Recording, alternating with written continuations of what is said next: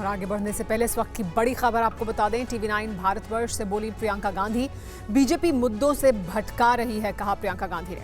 मुस्लिम आरक्षण पर बीजेपी झूठ फैला रही है।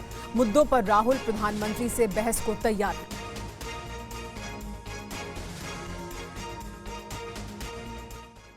कांग्रेस जनरल सेक्रेटरी प्रियंका गांधी इन दिनों जनसंपर्क में है। प्रियंका जी 1999 में आप आई थी, याद होगा कैप्टन सतीश शर्मा वाली बात। आप तक उसी रोल में हैं। नहीं, मैं तो लखनऊ का हूँ। आप इसी रोल में हैं, भाई के लिए, माँ के लिए, प्रचार के लिए। आपने अपने रोल के बारे में बुराई है? इसमें कौन सी बुराई है? चुनाव लड़ने के बारे में आपने नहीं सोचा? लड़वा रही हूँ चुनाव, फर्क क्या है? एक चीज़ ये कहा जा रहा है कि चूंकि राहुल गांधी वायनाड और अमेठी मतलब रायबरेली दोनों जगह से लड़ रहे हैं, तो एक जगह बाईपोल होगा, तो क्या प्रियंका बाईपोल में आ सकती? तो आप बाईपोल में देखिएगा। अभी जब आप मंच पर थी तो राम कथा का जिक्र कर रही थी, राम और रावण की बात। बीजेपी हमेशा राम मंदिर का जब इशू उठाती है तो कांग्रेस डिफेंसिव हो जाती है कि राम मंदिर का निमंत्रण मिला। बिल्कुल डिफेंसिव, इसमें डिफेंसिव होने की क्या बात है?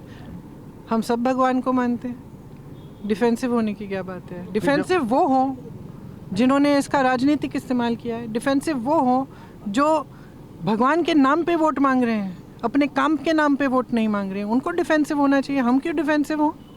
आप जो ये मैं कह रही, बिल्कुल डिफेंसिव नहीं हूँ। मैं हमेशा जब भी बात करती हूँ भगवान राम की करती हूँ। क्या कहती हूँ? भगवान राम ने क्या सिखाया है? हम क्यों पूजते हैं भगवान राम को? क्योंकि उनके पास सत्ता थी, शोहरत थी। उनके पास तो रथ भी नहीं था जब रावण से लड़े हैं। सारी सत्ता तो रावण के पास थी। भगवान राम ने ही तो हमें सिखाया है जनता को सर्वोपरि रखना। ये असूल नहीं जानना चाहते भगवान राम के। ये भगवान राम का नाम इस्तेमाल कर रहे हैं राजनीति के लिए। इससे मेरे जहन में इससे बुरी चीज़ कुछ नहीं है कि आप भगवान का नाम का इस्तेमाल कर रहे हैं अपनी सत्ता के लिए। जिस भगवान ने सत्ता को ठुकराया, जिस भगवान ने कभी सत्ता के लिए ऐसी चीज़ नहीं की, जिस भगवान ने सत्य की लड़ाई लड़ी, सत्ता की लड़ाई नहीं लड़ी। एक और चीज़ है जिस पर वो काउंटर करते हैं और जिसको लेकर लालू यादव ने भी बात कहा और फिर उसके बाद प्रधानमंत्री उस पर बहुत एग्रेसिव हो गए कि ओबीसी में मुसलमानों को आरक्षण देने की बात है।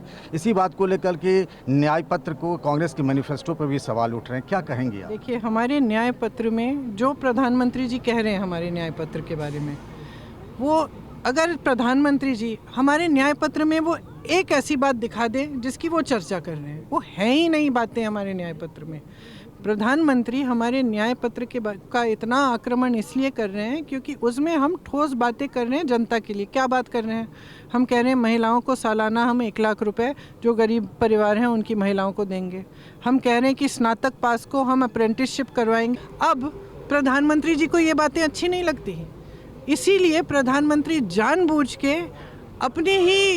अपने ही दिमाग में ये सोच साझ के पता नहीं क्या चीज़ें निकालते हैं कि ये ऐसा लिखा है मैनिफेस्टो में, जबकि लिखा ही नहीं है। जो लिखा है उस पर चर्चा करें। मैं चुनौती देती हूँ, चर्चा करें हमारे मैनिफेस्टो पे। जो असलियत है कि हम रोज़गार देंगे, इस पे डिबेट करें हमारे साथ, भैया के साथ डिबेट करें। प्रधानमंत्री जी, मैं चुनौती देती हूँ, रोज़गार पे करें, महंगाई पे करें, इस देश की अर्थव्यवस्था पे करें, इस मुद्दे पे करें कि देश की संपत्ति सारी इन्होंने खरबपतियों को दे रखी है, इस पे करें चर्चा। तो जो चर्चा इस देश में होनी चाहिए, राजनीतिक जो चर्चा है, जो जनता सुनना चाहती है कि भाई मेरे लिए क्या कर रहे हो, वो चर्चा नहीं होगी। और इसमें पूरा सहयोग आपसे मिलता है, मीडिया से, क्योंकि जैसे ये फिजूल की बातें उठाते हैं, भैंस की बात, मंगलसूत्र की बात, तो पूरे देश में आप इस स्तर पे चला देते हो।